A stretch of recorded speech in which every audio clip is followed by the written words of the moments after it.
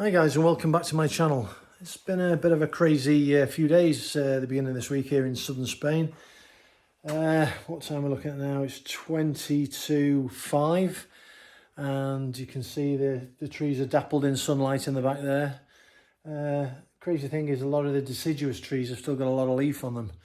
It's very warm. We're currently about 26 degrees. We've had 28 yesterday and forecast 25, 26 all week, which is it's not that unusual, but it's unusual to be consistent this time of year. Normally we have cool nights, cool mornings, and you can see 24, 25 in the day, certainly in southern Spain nearer the coast. But where we are up in the mountains, we're not overly high where we are at this point. We're at 500 metres, about 1,500 feet.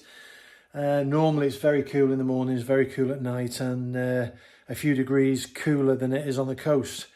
Anyway, it's just a further video. It's midweek, I've been working hard and I got home and the weather's stunning. I decided to jump on a bike and have a ride and try and get my head round whether I'm going to put my V-Strom up for sale and pre-order the Himalayan 452. I'll flip the camera around.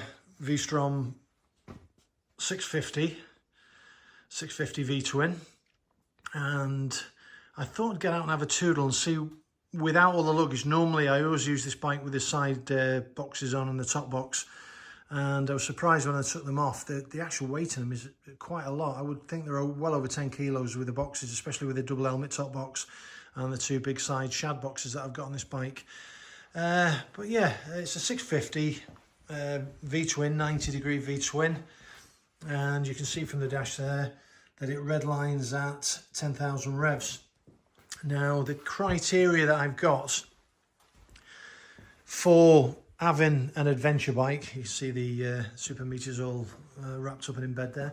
The criteria I've got for having an adventure bike at the moment has changed somewhat to when I had the Himalayan. Now, when I had the Himalayan, my wife had gone through a serious illness and she was coming out the other side, and obviously we had COVID and all the rest of the things going on, but the serious illness that my wife had previous to her illness, she was never overly keen on jumping on the back of the bike and going pillion. At the time we had a big 1500 VL Intruder, very comfy bike, and she was terrified of going on the back of that. She was terrified of flying in planes and all sorts of things.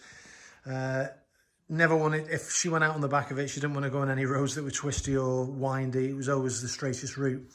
Anyway, since her illness, her fear has just gone. She's overcome a major illness and she's pretty much fearless with flying, and she wants to be on the back of the bike and going pillion and really enjoys it now.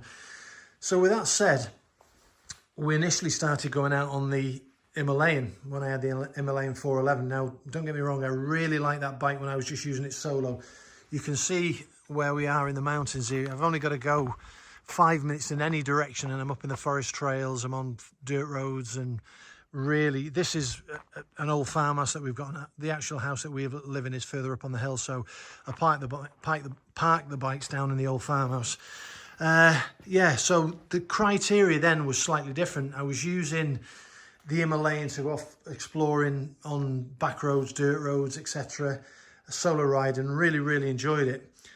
The kicker was that once my wife wanted to go on the back, we'd go out on the Himalayan and it would do it. We had the metal aluminium panniers on the back that I bought. They were on it when I bought it. I bought them brand new on the bike. And it would toodle around, but it was so underpowered two up. Now, the quandary I've got now is the criteria that I need to meet with an adventure touring bike.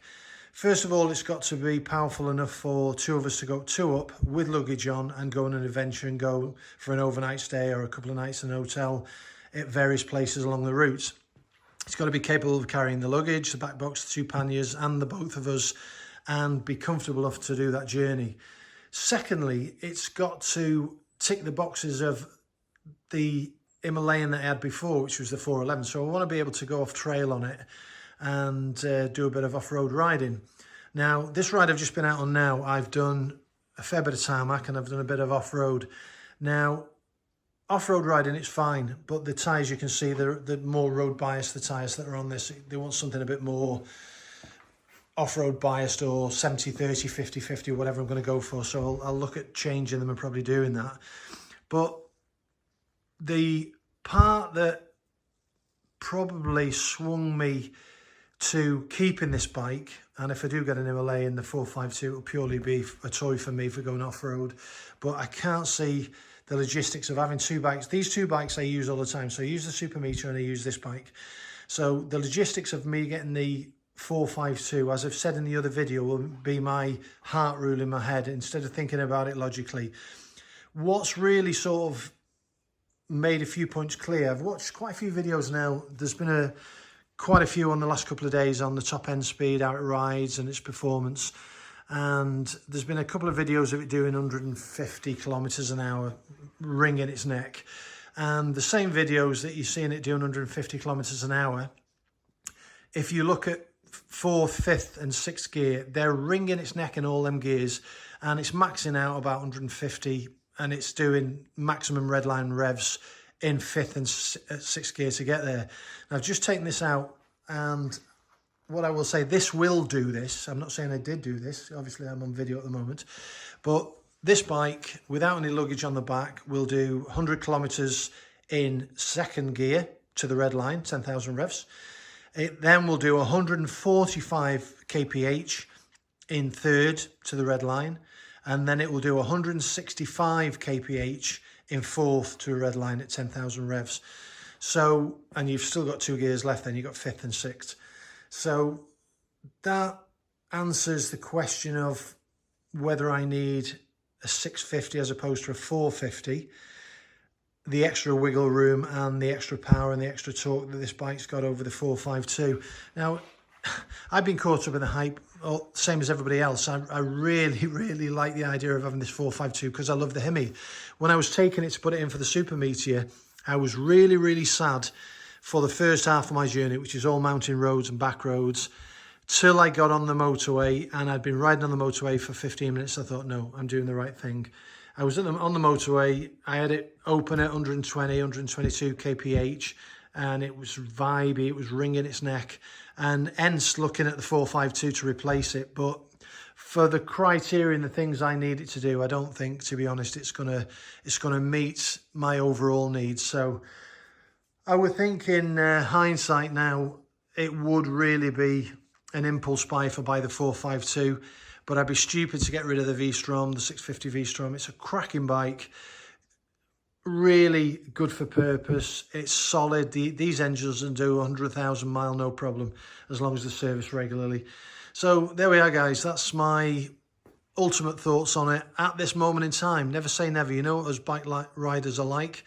We're prone to change our mind and change our bikes like we change our socks. But bearing in mind, all the bikes I've had in the past, I've had for many, many years. The Suzuki VL 1500, I had that for 20 years. And it was only when I found that you could buy a fairly modestly priced bike in the Enfield range, buying originally, I bought the 500 Classic. Loved that bike, loved it around the campo, and again the drawback was going anywhere that you had to go on dual carriageways. So I would say, in an ideal world and letting my head rule my heart, not my heart rule my head, I'm very lucky to have the two bikes I've got. I'm lucky to have the Super Meteor 650, which I absolutely love riding. It's beautiful to ride. I really like riding the 650 V-twin V-Strom. So all in all, it's pretty much a done deal at this moment. But never say never, guys. Anyway, give me a like, give me a thumbs up. Follow the channel. I'm going to get some Royal Enfield videos out. As soon as we get our eyes on the 452, I'll get a test ride. Bit of information, and it's not exactly from the horse's mouth, but it's from the dealership. When I asked how much they thought the Royal Enfield would sell for here in Europe, they seemed pretty sure what it was going to sell for, but gave me a wink and said this is unofficial. Bearing in mind the Himalayan 411 is still on sale at 4,900 on the road with all the taxes and everything paid. The head guy in the showroom actually said that the new Enfield here in Europe will be about 5,500 euros. So take it with a pinch of salt, but I wouldn't be surprised if he's right on that one. So 5,500 euros. I would put it in the UK in pounds. They're always a bit more expensive in the UK, the Enfield range, than they are in Spain. I would say in the UK, you're probably looking at 5,350 in sterling. So that's my estimation, and we'll see if time tells. But yeah, give me a like, give me a thumbs up, subscribe, and any more information on the 452 and pricing and availability, I'll get the information out to you. Take care, guys. Ride safe.